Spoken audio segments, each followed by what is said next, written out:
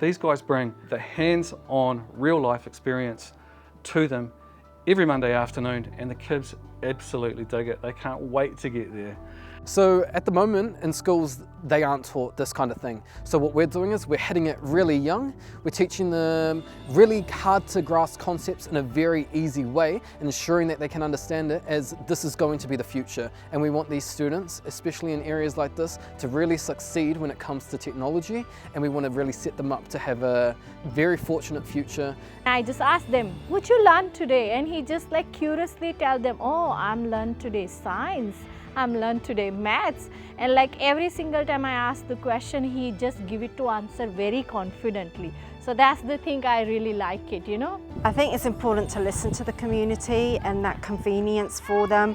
Quite often most parents are really busy, and what this STEAM Alliance allows us to do is to cater it, making it convenient for parents that they stay after school and then they get picked up. It's run by the coaches, so we don't have to plan it. So it's all very convenient and all very carefully planned for. It's easy to pick up and run with. It's really affordable and it's lots of fun. And for kids who don't like lots of noise and lots of outdoor activities, this sort of program is really beneficial. At first it was pretty confusing, but now I'm kind of getting the hang of it.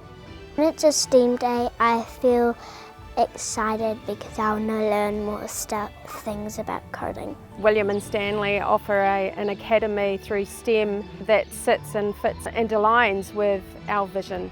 We want our kids to be striving, we want our kids to be connected learners and thriving in whatever they're learning. So we're very thankful that we've taken William and Stanley and utilising what they offer through their STEM academy. I thought you have to 100% put your child on a stream and you can see what's the difference between before and after what they learn.